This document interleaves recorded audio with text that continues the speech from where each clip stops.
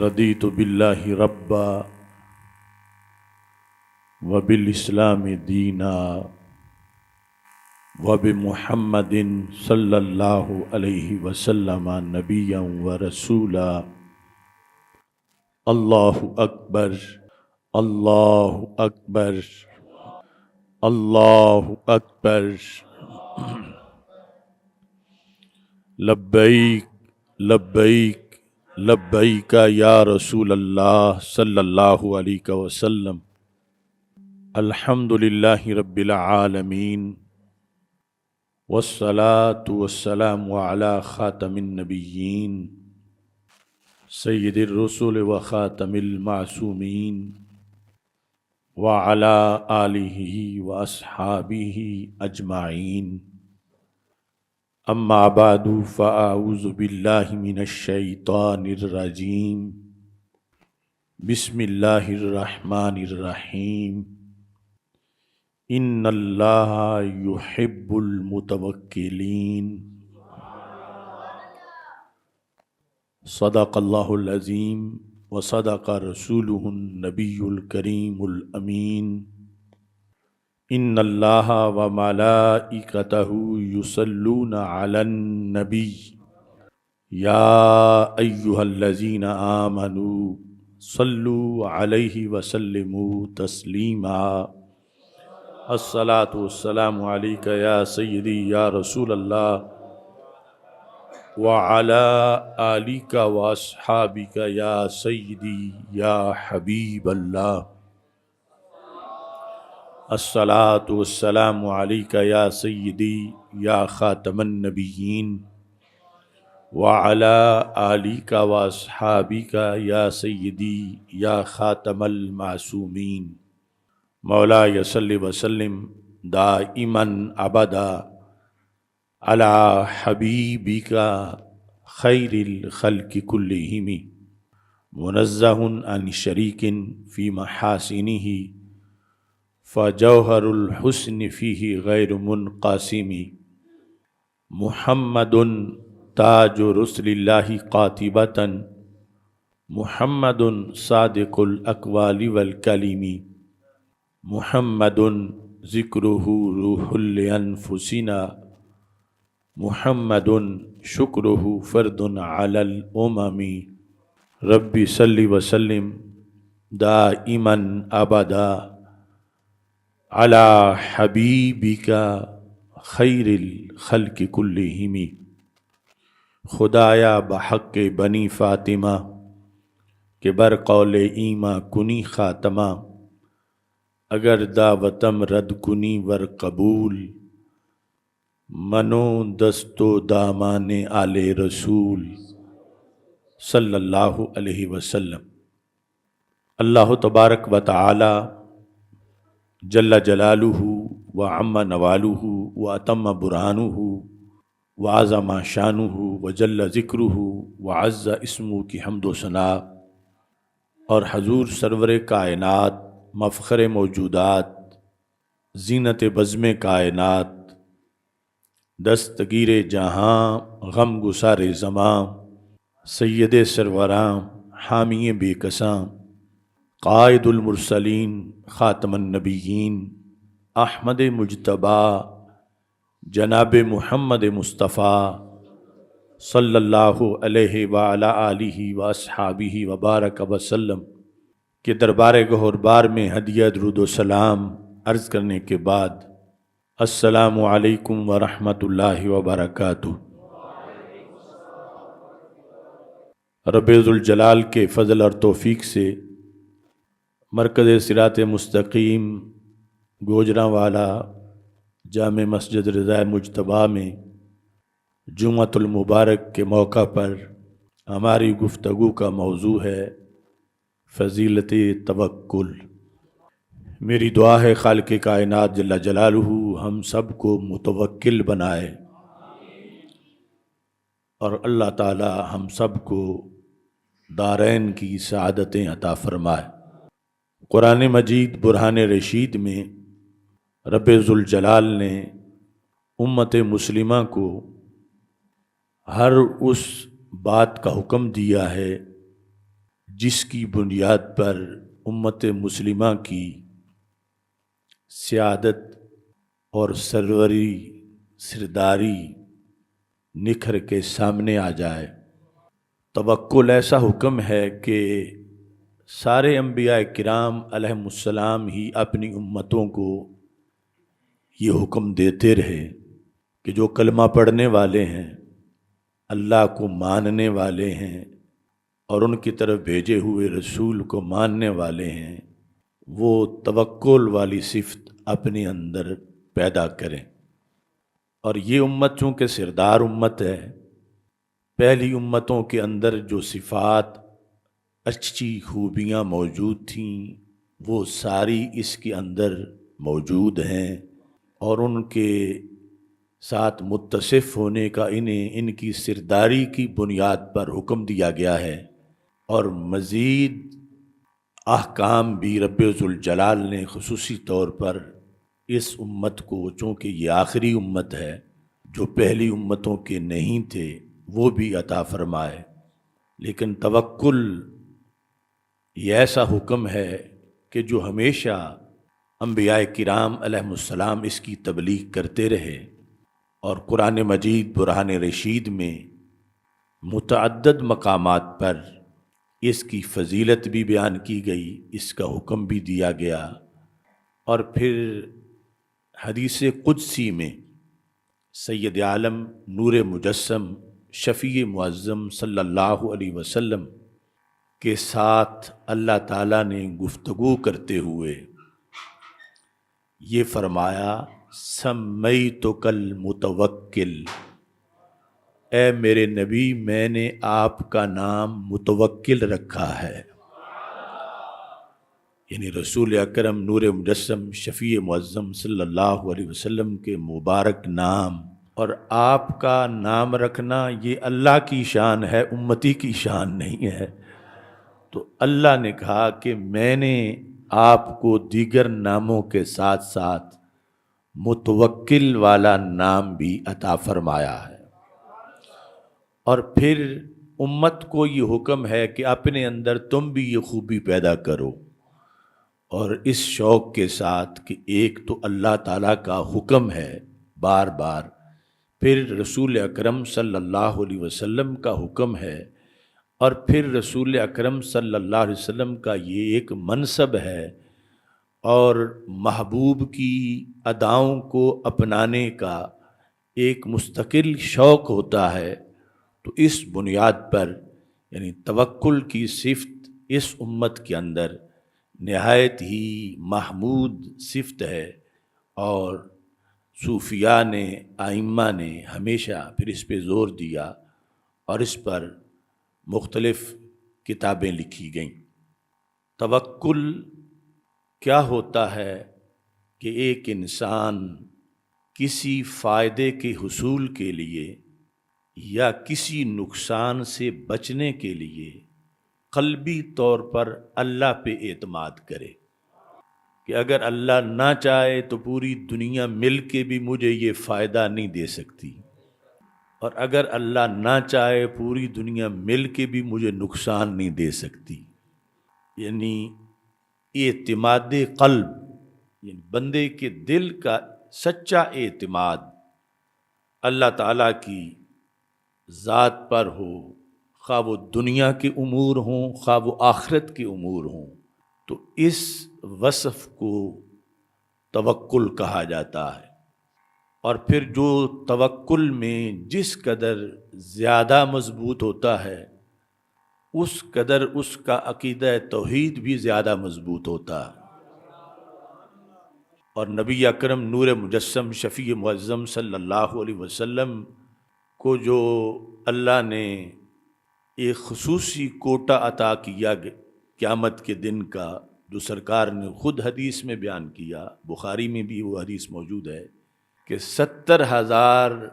افراد میری امت کے وہ ہوں گے جو حساب و کتاب کے بغیر جنت میں داخل ہوں گے۔ اور اللہ تعالیٰ رسول اکرم صلی اللہ علیہ وسلم کو فرمائے گا، جب سرکار شفاعت کریں گے تو اللہ فرمائے گا باقی کی شفاعت کا معاملہ تو بعد میں ہے، میرے محبوب پہلے جو جنت کا دایاں دروازہ ہے، محدثین کی رائے کے مطابق وہ 8واں بنتا ہے، اس دروازے سے آپ 70,000 کو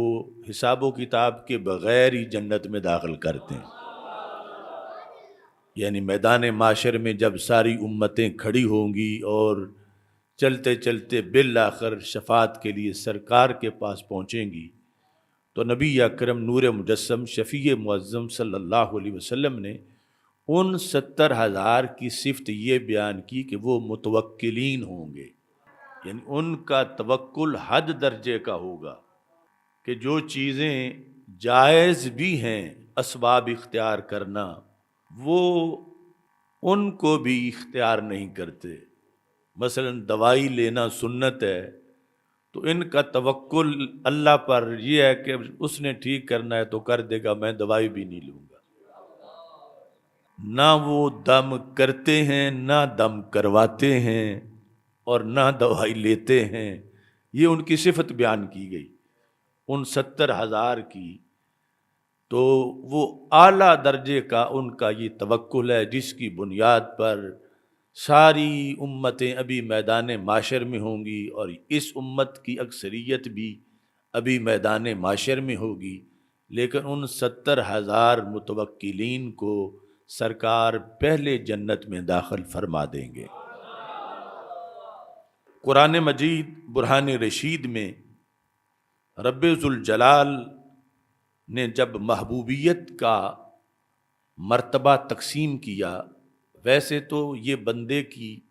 بڑی شان ہے کہ بندہ محب خدا بن جائے۔ اس وصف میں سچا ہونا بڑا مشکل ہے کہ بندہ اللہ کا محب ہے، یعنی محب ہونے کے تقاضے بڑے ہیں، مگر کبھی بڑھتا بڑھتا محب کی سیٹ سے آگے بھی ترقی کرتا ہے اور اللہ اس کو محبوب بنا لیتا ہے۔ تو جن کو اللہ محبوب بنا لیتا ہے ان میں سے ایک سیٹ متوکل کی ہے۔ اللہ تعالی قرآن مجید برہان رشید میں سورہ آل عمران میں ارشاد فرماتا ہے فَتَوَكَّلْ عَلَى اللَّهِ، تو اللہ پہ توکل کر، کیوں؟ ان اللہ یحب المتوکلین، اللہ تعالی متوکلین سے پیار کرتا ہے، یعنی جو متوکل ہیں ان کو اپنا محبوب بنا لیتا ہے، ان کو پسند کرتا ہے۔ تو اس بنیاد پر یعنی توکل کے جو فوائد ہیں ان گنت ہیں، اور اس میں ایک بہت بڑا جو فائدہ ہے وہ یہ ہے کہ بندے کو یہ محبوبیت والی سیٹ مل جاتی ہے، اور خالق کائنات جل جلالہ اس سے محبت کرتا ہے، اور اللہ کسی سے محبت کرے یہ اس کا عروج ہے، اور اس کی بہت بڑی شان ہے کہ رب ذوالجلال نے اس کو اپنا محبوب بنا لیا ہے۔ اور خالق کائنات جل جلالہ قرآن مجید برہان رشید میں جب مومنوں کے وصف بیان کرتا ہے کہ مومنوں کو کیا کرنا چاہیے، کیونکہ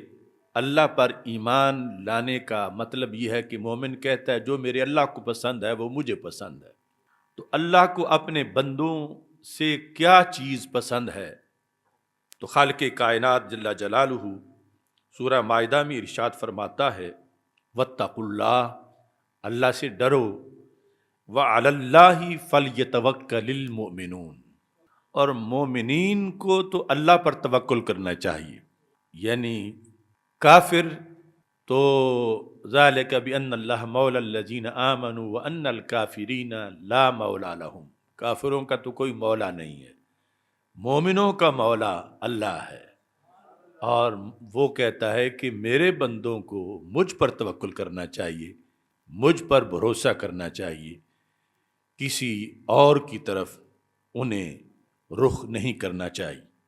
اور پھر قرآن مجید میں رب ذوالجلال اس کی وجہ بھی بیان کرتا ہے کہ میرے بندوں کو مجھ پر توکل کیوں کرنا چاہیے، کہ جو مجھ پر توکل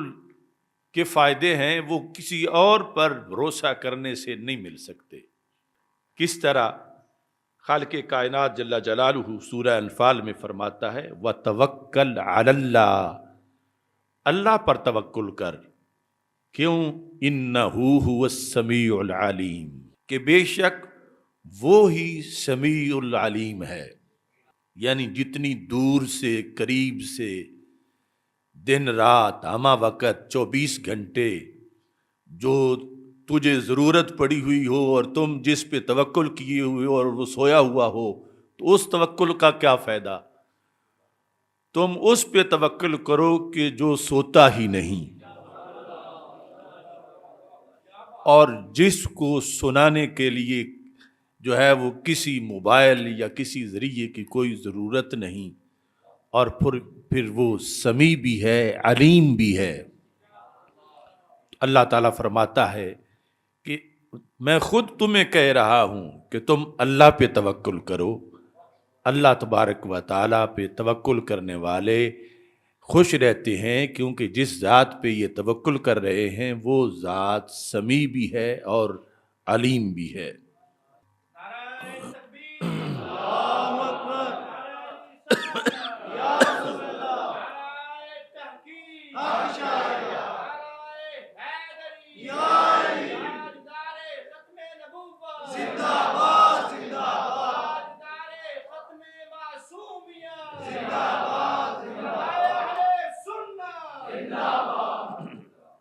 انسان دنیا میں کسی نواب، کسی وڈیرے، کسی حکمران کے بھروسے پہ جیے، ہو سکتا ہے جب اس کو مشکل وقت آئے یہ رابطہ کرے تو اتنے میں اگلا مر گیا ہو، تو اس توکل کا کیا فائدہ، اس بھروسے کا کیا فائدہ؟ کتنے خوبصورت انداز میں خالق کائنات جل جلالہ ارشاد فرماتا ہے وَتَوَكَّلْ عَلَى الْحَيِّ الَّذِي لَا يَمُوتُ، توکل اس پہ کرو جو ہمیشہ زندہ ہے، لا یموت، اس پہ موت آتی ہی نہیں،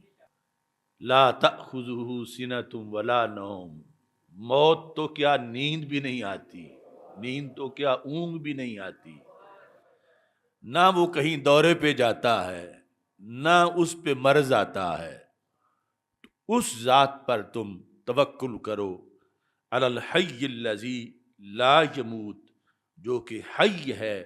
اور اس پر کبھی موت آنے والی نہیں ہے۔ پھر عام کوئی کتنا بڑا حکمران ہو، کتنے بڑے اس کے خزانے ہوں، پھر بھی اچانک تجھے اس ایسی چیز کی ضرورت پڑ سکتی ہے جو اس کے ہاں میسر نہیں، جس کا سوال کا جواب نفی میں آ جائے گا کہ اس وقت وہ چیز ختم ہو گئی ہے، یا وہ ہم حاصل ہی نہیں کر سکے، یا وہ ناممکن تھی۔ تو خالق کائنات فرماتا ہے وَتَوَكَّلْ عَلَى اللَّهِ، اللہ پہ توکل کرو، کیوں؟ وَكَفَى بِاللَّهِ وَكِيلًا، وہ بہترین اور کافی کارساز ہے، وہاں نفی نہیں ہے، وہاں کمی نہیں ہے، وہ کافی ہے، اس کے اوپر توکل کرو۔ اور خالق کائنات جل جلالہ توکل کا سبق دیتے ہوئے قرآن مجید برہان رشید میں تقوی کو اس کے لیے لازمی قرار دیتا، یعنی توکل بندے کے اندر پیدا تب ہوتا ہے یہ وصف، اور پھر مضبوط تب ہوتا ہے جب وہ اللہ سے ڈرتا بھی ہے، یعنی اللہ کو مانتا بھی ہے وحدہ لا شریک، اور پھر اللہ کا ڈر بھی اس کے اندر ہوتا ہے۔ تو خالق کائنات جل جلالہ ارشاد فرماتا ہے وَمَن يَتَّقِ اللَّهَ يَجْعَل لَّهُ مَخْرَجًا، جو اللہ سے ڈرتا ہے اس کے رستے کبھی بند کوئی نہیں کر سکتا۔ یعنی کروڑوں لوگ اس کو گھیرے ہوئے ہوں کہ اس کو نکلنے نہیں دیں گے، اللہ تعالیٰ فرماتا ہے جو مجھ سے ڈرتا ہے، جو اللہ سے ڈرتا ہے، جس کا توکل مجھ پہ ہے، جس کا بھروسہ مجھ پہ ہے، یجعل لہ مخرجا، اللہ اس کے نکلنے کی جگہ بنا دیتا ہے، اللہ اس کو نکال لیتا ہے۔ یعنی اللہ وہ کفا باللہ وکیلا، وہ بہتر کارساز ہے، سارے دنیا رستہ بند کر کے بیٹھ جائے، اللہ اس کے لیے رستہ نکالتا ہے۔ اور پھر معاملہ رزق کا بندہ مومن کے لیے زندگی گزارنے کے لیے اہم ترین معاملہ ہے، یعنی کھانے پینے کو کچھ ہو تو بندگی کرے، کھانا پینا۔ اور کاد الفقر ان یکون کفرا، کہا گیا قریب ہے کہ فقر کفر بن جائے، یعنی ناداری اور غربت میں بندہ جو ہے وہ مایوس ہو کہ کہیں کفر کر بیٹھے،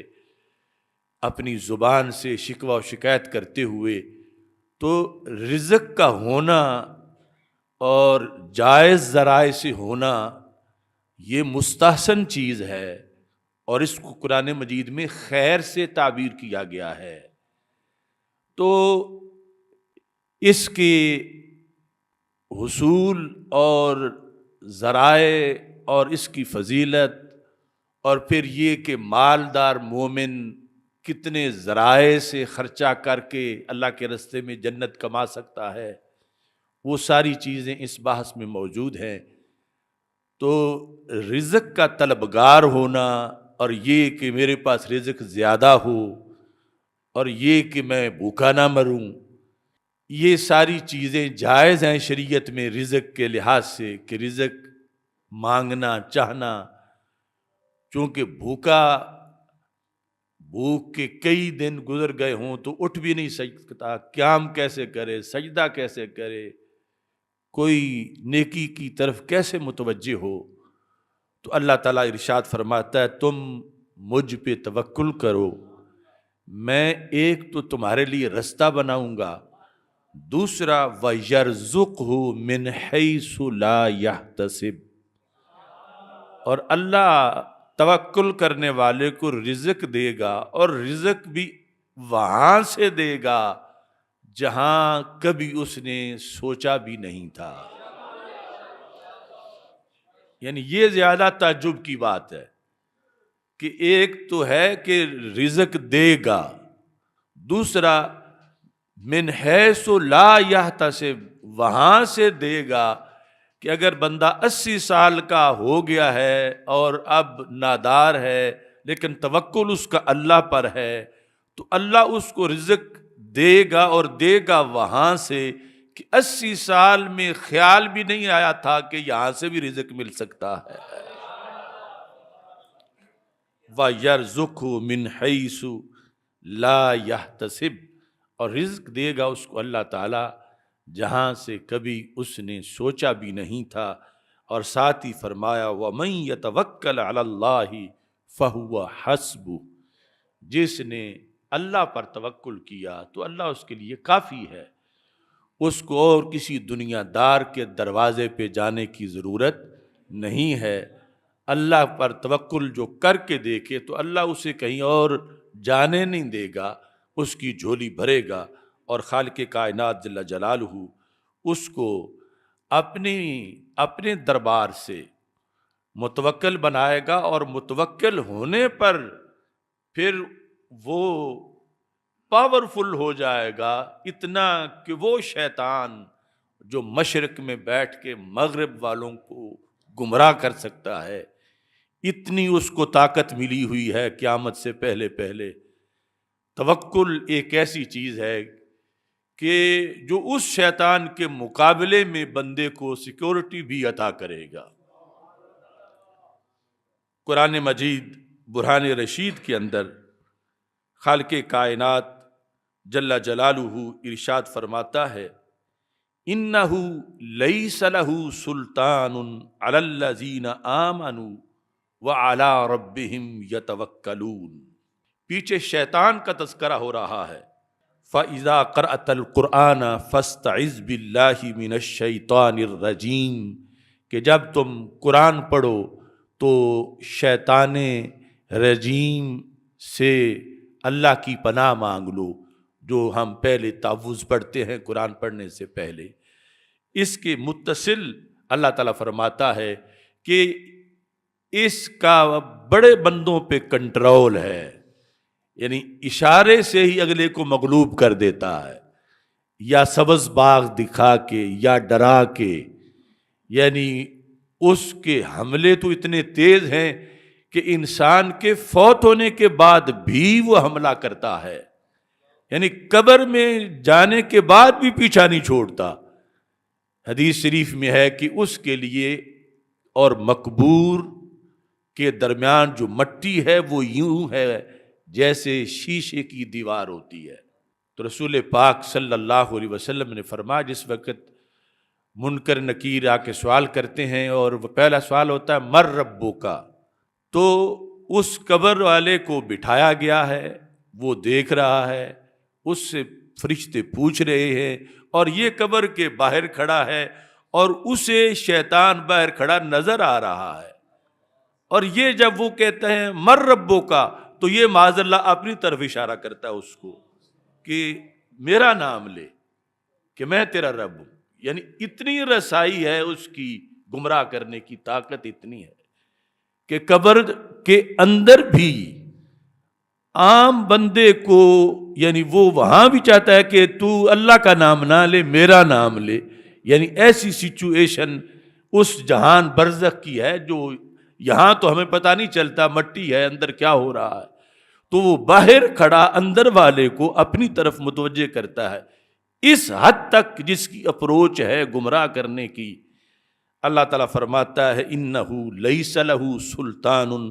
عَلَى الَّذِينَ آمَنُوا وَعَلَى رَبِّهِمْ يَتَوَكَّلُونَ۔ اس کا ہر کسی پہ روب ہے اور کنٹرول ہے، مگر جو ایمان لائے اور رب پہ توکل کرتے ہیں ان پر اس کا روب نہیں چلتا، وہ اس سے بری ہیں، وہ اس کے پھندے میں نہیں آتے، وہ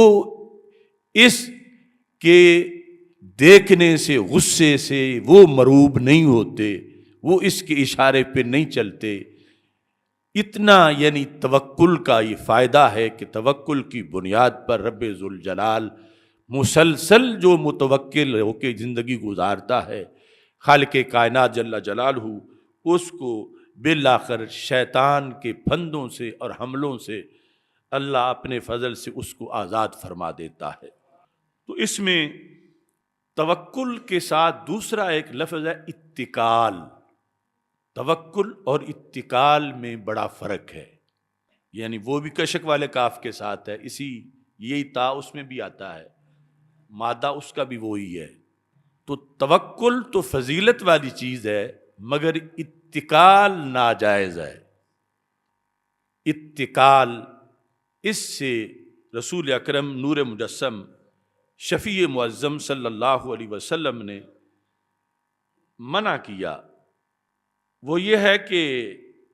کسی کام کے جو اسباب ہیں وہ ترک کر دینا اور توکل کر کے بیٹھ جانا۔ مثال کے طور پر گندم بیجے بغیر ہی توکل کرنا کہ میں یہ کاٹوں گا یہاں سے، تو یہ شریعت میں جائز نہیں۔ شریعت میں اسباب کو ترک کرنا یہ توکل نہیں، اسباب کو اختیار کرنا اور نتیجہ رب کے سپرد کر دینا۔ توکل کا یہ مطلب ہے کہ خنجر تیز رکھ اپنا، پھر انجام اس کی تیزی کا مقدر کے حوالے کر۔ تو اتکال سے قرآن مجید برہان رشید میں بھی منع کیا گیا، اور نبی اکرم نور مجسم شفیع معظم صلی اللہ علیہ وسلم نے بھی اس سے منع کیا۔ ایک شخص نے ہمارے آقا صلی اللہ علیہ وسلم سے پوچھا، جامع ترمذی میں حدیث شریف ہے،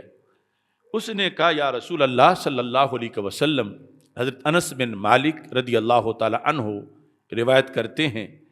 قال رجل یا رسول اللہ صلی اللہ علیہ وسلم آکلها و اتوکل او اطلقها و اتوکل، یعنی اس وقت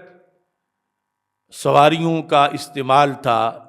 اونٹنیاں، گھوڑے، جانور جو بھی. تو اس نے کہا یا رسول اللہ صلی اللہ علیہ وسلم میں اپنی اونٹنی کو یعنی اس کی اگلی ٹانگ باندھ کے ڈنگا مار کے پھر توکل کروں یا کھلی چھوڑ اور توکل کروں، یعنی کھلی چھوڑ دوں اور توکل کروں کہ یہ اللہ پر میرا بھروسہ ہے، یہ کہیں نہیں جائے گی، اسے یہ بھاگے گی نہیں. ایک میں ہے کہ میں اپنی طرف سے جو تقاضا ہے حفاظت کا وہ پورا کروں اور پھر اللہ پہ بھروسہ کروں. دوسری طرف یہ ہے کہ جو تقاضا ہے وہ پورا نہ کروں اور اسی کو میں کہوں کہ میں اللہ پہ بھروسہ کر رہا ہوں. تو ان دونوں صورتوں میں سے کون سی صورت آپ کی شریعت میں میرے لیے اس کا حکم ہے؟ تو نبی اکرم نور مجسم شفیع معظم صلی اللہ علیہ وسلم نے ارشاد فرمایا اعقلھا وتوکل، اس کو ڈنگا مار اور پھر توکل کر، یعنی اس کو باندھ اور پھر توکل کر. جو سبب ہے کسی چیز کا اس کے لحاظ سے یعنی اس سبب کو اختیار کرنا وہ اور پھر اس میں توکل کرنا رب ذوالجلال پر، اس کا نبی اکرم نور مجسم شفیع معظم صلی اللہ علیہ وسلم نے یعنی حکم فرمایا کہ اس کا توکل کے مفہوم میں یہ چیز داخل نہیں ہے کہ فارغ بیٹھے رہو، کام کرنے کے وقت کام نہ کرو اور کہو کہ اللہ روٹی بھیج دے گا، توکل ہم کر رہے ہیں، ہم متوکلین ہیں. تو شریعت مطہرہ میں اس کام سے روکا گیا اور اس کو اتکال کہتے ہیں. چونکہ یہ شکایت پہنچی، ایسا ہوا رسول اکرم نور مجسم شفیع معظم صلی اللہ علیہ وسلم کی ظاہری حیات میں کچھ لوگوں نے ایسا کیا اور اس پر پھر چونکہ اس وقت ابھی وحی نازل ہو رہی تھی تو اللہ نے قرآن نازل کر دیا. یمن کے لوگ جو تھے کان اہل الیمن یحجون، وہ گھر سے حج پہ نکلتے تھے لیکن حج سے نکلتے وقت لا یتزودون، کوئی زیادہ راہ نہیں لیتے تھے کہ حج میں رہنا ہے، خرچہ ہونا ہے، وہاں کھانا پینا ہے. تو وہ کہتے تھے کہ ہمارا اللہ پہ توکل ہے، اللہ دے گا. تو آگے پھر جب وہاں پہنچتے تھے تو پھر لوگوں سے مانگنا شروع کر دیتے تھے. وَيَقُولُونَ نَحْنُ الْمُتَوَكِّلُونَ، اور کہتے تھے ہم متوکل لوگ ہیں، یہ دوسرے جو تیاری کر کے جاتے ہیں ان سے ہماری شان بڑی ہے، ہم متوکل لوگ ہیں. یہ صحیح بخاری شریف میں یعنی ان کا یہ طرز عمل اور اس پر جو اترنے والی آیت ہے اس کا تذکرہ ہے کہ جب مسلسل وہ یوں کرنے لگے فَإِذَا قَادِمُوا مَكَّةَ، جب مکہ مکرمہ پہنچ جاتے تو پھر سألوا الناس، پھر سوالی بن جاتے، بھیک مانگنا شروع کر دیتے، لوگوں سے کہتے کہ ہم حج پہ آئے ہوئے ہیں اور ہمارے پاس خرچہ نہیں ہے لہذا ہمارے ساتھ تعاون کرو. تو نبی اکرم نور مجسم شفیع معظم صلی اللہ علیہ وسلم ارشاد فرماتے ہیں فَأَنزَلَ اللَّهُ تعالی، رب نے آیت نازل کر دی، فرمایا وَتَزَوَّدُوا فَإِنَّ خَيْرَ الزَّادِ التَّقْوَىٰ، زیادہ راہ لے کے چلا کرو، یعنی حج پہ چلنے کے لیے گھر سے زیادہ راہ لو اور سفر کرو. یعنی یہ توکل نہیں ہے جو تم نے توکل کی تعریف سمجھی ہے، تم گھر سے زیادہ راہ لے کر چلو اور پھر تاکہ وہاں جا کے تمہیں سوال نہ کرنا پڑے اور اپنا جو زیادہ راہ ہے اس کے لحاظ سے تم اپنا سفر جو ہے وہ مکمل کرو. اور پھر آگے مطلقاً مسئلہ بتا دیا کہ آخرت کے منزل میں سفر کرنے کے لیے جو چیز تمہیں جنت تک پہنچانے کے لیے کام دے گی وہ زاد راہ تقویٰ ہے،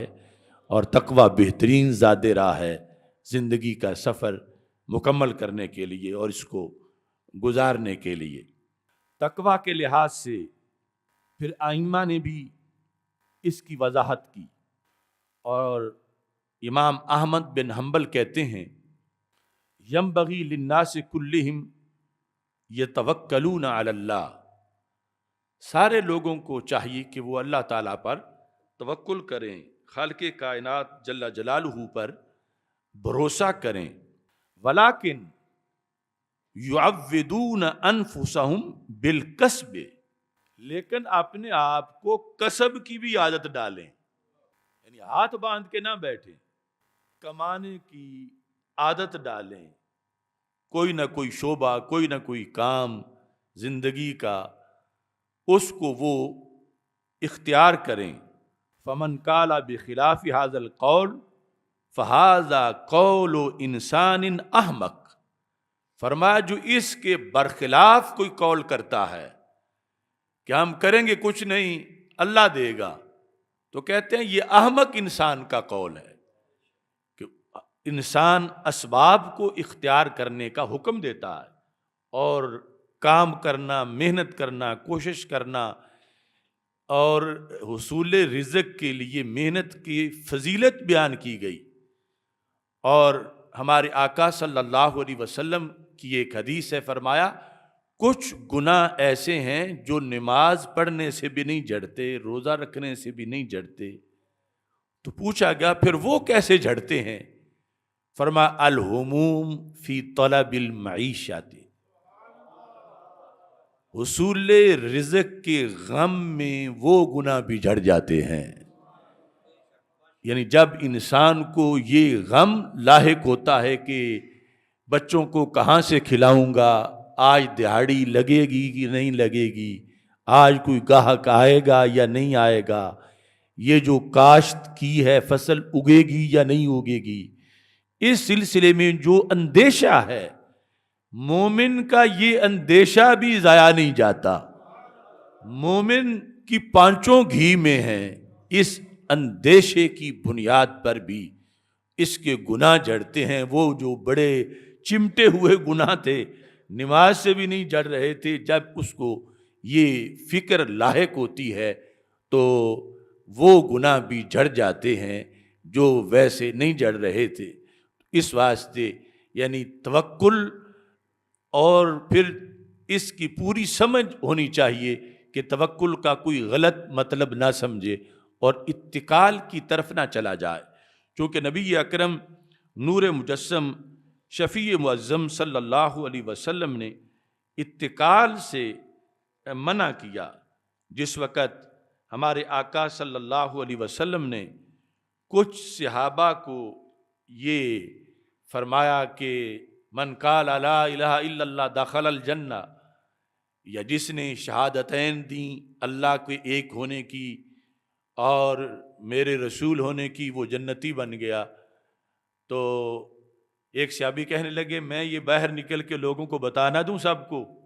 خود انہوں نے یہ حدیث بوقت وصال روایت کی، اس سے پہلے نہیں کی کہ سرکار نے منع کیا تھا، اور پھر ڈر گئے کہ اگر میں ساتھ ہی لے کے فوت ہو گیا تو ایسا نہ ہو کہ میں نے علم چھپایا ہے۔ تو سرکار نے اس وقت فرمایا نہیں، پھر اتکال کر جائیں گے، کیا کہ کلمہ پڑھ لینا کافی ہے، نماز کی ضرورت کوئی نہیں، روزے کی ضرورت کوئی نہیں، کہیں بھروسہ نہ کر جائیں اسی پر۔ تو اس واسطے جا کے تم یہ خبر نہ دو، اور پھر جس وقت باقی تعلیمات آ جائیں گی اور پھر یہ حدیث پہنچ بھی گئی تو پتہ ہوگا کہ یہ اس کا مطلب ہے کہ مومن جو ہے وہ اگر جہنم میں چلا بھی گیا تو بالآخر جنت میں چلا جائے گا، ہمیشہ جہنم میں نہیں رہے گا۔ وہ کافر ہے جو ہمیشہ جہنم میں رہے گا، یا ویسے ہی رب نے معاف کر دیا تو جہنم میں جائے بغیر بھی جنت میں چلا جائے گا، یا اس کے کئی پہلو ہیں، لیکن ابھی فوری طور پر نہ بتاؤ، پھر لوگ اتکال کر جائیں گے، یعنی بھروسہ کر جائیں گے کہ اتنا کر لینا کافی ہے، آگے کسی عمل کی کوئی ضرورت نہیں ہے۔ تو اس بنیاد پر نبی اکرم صلی اللہ علیہ وسلم نے توکل کو بار بار واضح کیا اور اس کی مثال بڑی عجیب طریقے سے دی۔ میرے آقا صلی اللہ علیہ وسلم ارشاد فرماتے ہیں لو انکم توکلتم علی اللہ حق توکلہ، اگر تم اللہ پر توکل کرو نارمل سا نہیں، حق کا توکل ہی، جو حق ہے اللہ پر توکل کرنے کا، اگر تم اللہ پر وہ توکل کرو، چونکہ توکل کے بھی پھر کئی درجات ہیں۔ توکل یہ بھی ہے کہ گھر پورے سال کا کھانے کو ہے لیکن پھر بھی اللہ پہ توکل ہے۔ توکل یہ بھی ہے کہ شام کا بھی کوئی نہیں پھر بھی اللہ پر توکل ہے۔ یعنی توکل متوکل کے کئی درجات ہیں۔ تو رسول اکرم نور مجسم شفیع معظم صلی اللہ علیہ وسلم کی یہ حدیث جامع ترمذی میں موجود ہے، فرمایا اے میری امت، اگر تم توکل میں بڑھتے جاؤ بڑھتے جاؤ بڑھتے جاؤ، مثلا ایک تو ہے نا کہ بندے کی ماہانہ تنخواہ ہے، پھر بھی توکل کا ایک درجہ ہے۔ ایک یہ ہے کہ روزانہ اس کو لاکھوں کروڑوں کا پرافٹ ہے۔ ایک یہ ہے کہ ابھی بیجا ہے اور پھر 6 مہینے یا سال کے بعد جواب اس کا ملے گا۔ تو رسول پاک صلی اللہ علیہ وسلم فرماتے ہیں اگر تم اللہ پر وہ توکل کرو جو حق ہے توکل کا۔ حق توکل کا کیا ہے؟ اس کی مثال پرندے سے دی۔ یعنی اس طرح جزوی فضیلت اشرف المخلوقات کے مقابلے میں دوسروں میں بھی ہو سکتی ہے۔ یہ پرندوں کے اندر ایک جزوی فضیلت ہے، یعنی پرندے انسانوں سے افضل نہیں ہیں، افضل انسان ہی ہے۔ وَلَقَدْ كَرَّمْنَا بَنِي آدم کا تاج اسے ہی پہنایا گیا ہے، لیکن یہ ایک جزوی طور پر فضیلت ہے پرندوں کی کہ نہ کوئی بینک بیلنس ہے، نہ کوئی بوریاں بھری ہوئی ہیں، نہ کوئی ماہانہ آمدنی ہے، نہ کوئی سالانہ ہے، نہ کسی کے ساتھ دوستی یاری ہے کہ جس نے خزانے بھرے ہوئے ہوں۔ وہ توکل کا حق ادا کر رہے ہیں۔ اس طرح تم بھی توکل کرو۔ سرکار فرماتے ہیں لَرَزَقَكُمْ كَمَا يَرْزُقُ الطَّيْرَ، اللہ پھر تمہیں یوں رزق دے گا جیسے پرندوں کو دیتا ہے۔ اگر تم اللہ پر توکل کرو جو توکل کا حق ہے، لَرَزَقَكُمْ، تو پھر اللہ تمہیں رزق دے گا، کما یرزق الطیر، جس طرح پرندے کو دیتا ہے۔ کیسے؟ فرمایا تغدو خماسا، تغدو کہتے ہیں پہلے پیر کو، کہ پہلے پیر جب وہ نکلتا ہے تو اس کی پوٹ خالی ہوتی ہے، وَتَرُوحُ بِطَانًا، لیکن جب شام مڑ کے آتا ہے تو اس کی پوٹ دانوں سے بھری ہوئی ہوتی ہے۔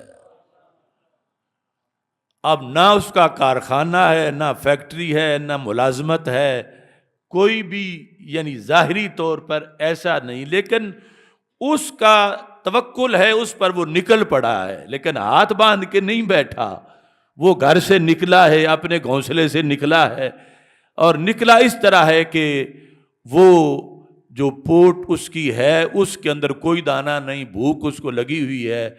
لیکن اور ہیں بھی کروڑوں کی تعداد میں، کتنے جزیروں میں، جنگلوں میں، کتنے ملکوں میں، اور ان کا اللہ ان سب کو رزق دیتا ہے، ان کا اللہ پہ بھروسہ ہے۔ فرمایا اگر تم اس طرح توکل کرو جو حق ہے توکل کا، تو پھر اللہ تعالیٰ تمہیں بھی ان پرندوں کی طرح رزق دے گا۔ جب پرندوں کو دے سکتا ہے تو بندوں کو کیوں نہیں دے گا؟ یعنی جو اشرف المخلوقات ہیں، خلق اللہ آدم علی صورتہ، جن کو اپنی صورت پہ پیدا کیا، تو یقیناً ان کو دے گا، لیکن ضروری یہ ہے کہ یہ توکل میں کمزور نہ ہوں، جو حق ہے توکل کا وہ یہ کریں، تو اللہ تبارک و تعالی اس انداز میں رزق عطا فرمائے گا، اور خالق کائنات جل جلالہ ان کو خوش رکھے گا۔ اور یہ انداز بار بار نبی اکرم نور مجسم شفیع معظم صلی اللہ علیہ وسلم نے ذکر کیا۔ ایک مرتبہ حضرت انس بن مالک رضی اللہ تعالیٰ عنہ کہتے ہیں، یہ بھی جامع ترمذی کی حدیث شریف ہے، کان اخوان علی عہد النبی صلی اللہ علیہ وسلم، سرکار دو عالم صلی اللہ علیہ وسلم کی ظاہری حیات میں دو بھائی تھے، ان کا یہ معاملہ ہے۔ ظاہر ہے کہ وہ صحابی ہوں گے رضی اللہ تعالیٰ عنہم، لیکن تقسیم یہ تھی، فکان احدہما یأتی النبی صلی اللہ علیہ وسلم، ان میں سے جو ایک تھا وہ رسول پاک صلی اللہ علیہ وسلم کے پاس آ کے اکثر بیٹھا رہتا تھا، یعنی سرکار کی بارگاہ میں حاضری زیادہ دیتا تھا، کثرت سے بیٹھتا تھا۔ والآخر یحترف، اور دوسرا کاروبار کرتا تھا، جو بھی کھیتی باڑی یا اس کے علاوہ کاموں کے اندر جو ہے وہ مصروف رہتا تھا۔ تو اس طرح جس طرح بھائیوں میں پھر تقابل آ جاتا ہے، فشکل محترف اخاہ الی النبی صلی اللہ علیہ وسلم، تو نبی اکرم صلی اللہ علیہ وسلم کے پاس آ کر وہ جو کام کاج کرتا تھا اس نے شکایت کی۔ شکایت کا خلاصہ یہی تھا کہ یہ بالکل فارغ بیٹھا رہتا ہے آپ کے پاس اور میں سارا کام کاج کرتا ہوں۔ تو مطلب یہ تھا کہ اسے کہو یہ بھی میرے ساتھ کام کرے، یہ بھی میرے ساتھ شریک ہو کھیتی باڑی میں، دوسرے کام میں۔ تو رسول پاک صلی اللہ علیہ وسلم نے یہاں بڑا عجیب اور عظیم جواب دیا، اور توکل کے موضوع میں اس چیز کو بھی ہمیں پیش نظر رکھنا چاہیے۔ تو ہمارے آقا صلی اللہ علیہ وسلم جو کہ محنت، جد و جہد، کسب، کاروبار، ان ساری چیزوں کا حکم دینے والے ہیں کہ نماز بھی پڑھو ساتھ کام بھی کرو،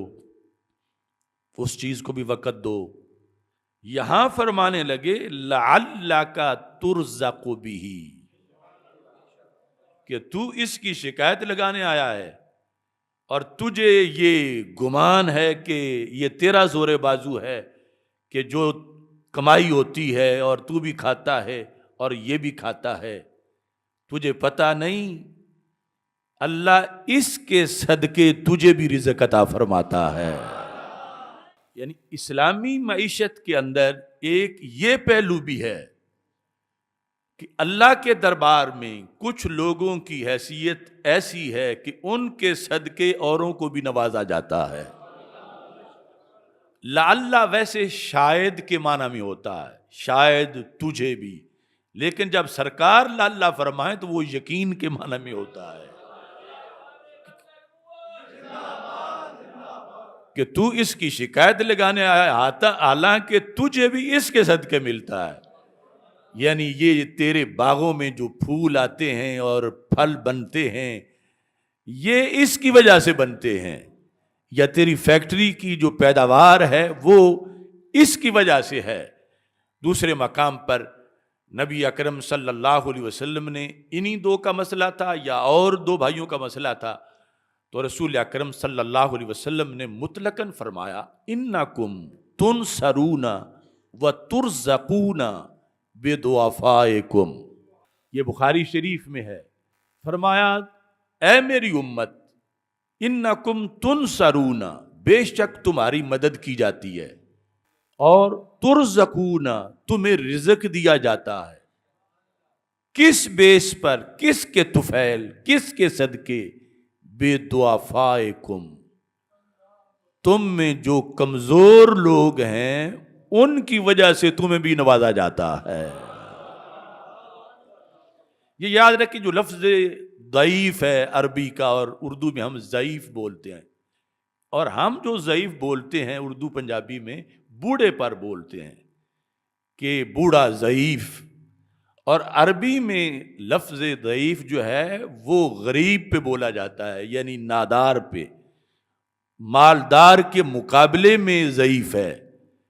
تو فرمایا کہ اپنے معاشرے کے یہ جو فقیر لوگ ہیں، غریب لوگ ہیں، انہیں فضول نہ سمجھو، لعلکم تنصرون وترزقون بضعفائکم، جنگوں میں تمہاری مدد ان ضعیفوں کی وجہ سے ہوتی ہے اور رزق تمہیں ان ضعیفوں کی وجہ سے دیا جاتا ہے. یعنی رازق اللہ ہے اور اللہ کے سامنے کچھ چہرے ہیں، عرش کے فیصلوں میں ان چہروں کو مد نظر رکھا جاتا ہے. یعنی یہ بابے جو ہیں ان کو مد نظر رکھا جاتا ہے اللہ تعالیٰ کے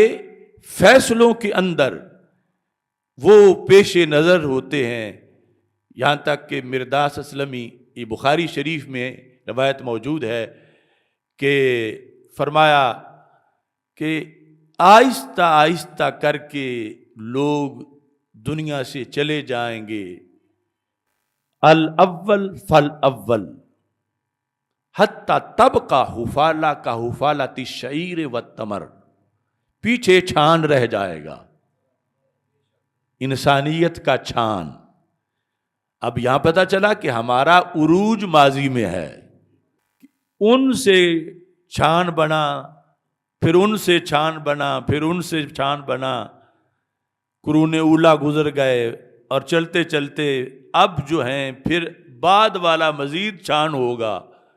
ہم سے بھی وہ نچلے درجے کے ہوں گے. تو فرمایا حتی تبقى حفالہ، یا دوسرا لفظ ہے حسالہ کا حفالۃ الشعیر والتمر، کہ فرمایا پھر لوگ اس طرح کے رہ جائیں گے جس طرح ڈھیر ہو کھجوروں کا اور کہا جائے کہ اپنی مرضی سے اٹھا لو جو اٹھانی ہے، تو ان میں ردی کوئی بھی نہیں اٹھاتا، سارے اٹھانے والے دیکھ کے جو اچھی ہیں وہ اٹھاتے ہیں، اور جب پیچھے دیکھا جاتا ہے تو کوئی بھی بچتا نہیں، صرف ردی پڑی ہوتی ہیں. ایسے ہی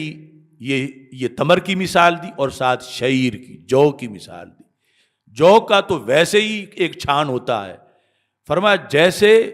کھجوروں میں سے ردی کھجوریں باقی رہ جاتی ہیں، یا جیسے جب آٹا بنایا جائے جو کا تو چھان ہوتا ہے، اس طرح انسانیت کا چھان باقی رہ جائے گا. تو پھر فرق کیا پڑے گا پہلوں میں اور پچھلوں میں؟ یہ لفظ بڑے قابل غور ہیں. فرما لا یبالہم اللہ بالتن، اللہ ان کی کوئی پرواہ نہیں کرے گا، یہ لغوی معنی ہے. ویسے اللہ غنی عن العالمین ہے، اسے کسی کی کوئی پرواہ نہیں، لیکن یہاں جو لفظ ہے اس کا معنی یہی ہے کہ اللہ ان کی کوئی پرواہ نہیں کرے گا، حالانکہ رب کو کسی کی بھی کوئی پرواہ نہیں. تو پتہ چلا مفہوم مخالف سے جو پیچھے رہ گئے ہیں ان کی تو کوئی پرواہ نہیں،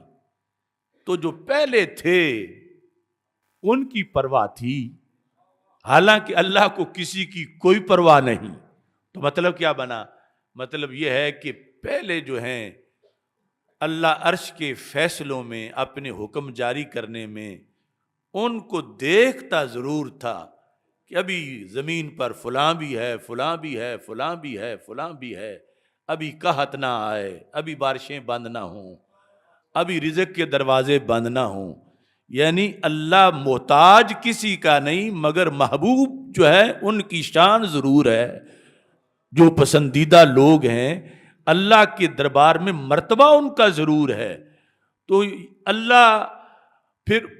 یعنی باقی وہ رہ جائیں گے کہ فیصلوں کے اندر انہیں دیکھے نہیں جائے گا کہ سارا جو ہے وہ انسانیت کا چھان ہے، جیسے بھی ہو پھر فیصلے نازل ہونا شروع ہو جائیں گے. اور کچھ وقت تک ایسے ہوں گے کہ اللہ تبارک و تعالی حکم جاری کرنے میں یہ لحاظ کرے گا کہ میرا فلاں بندہ بھی ہے، فلاں بندہ بھی ہے. اور لحاظ کرنا یہ رب کی شان ہے، اس کی محتاجی نہیں کہ وہ لحاظ کر جائے کہ فلاں عزت والا ہے، فلاں عزت والا ہے،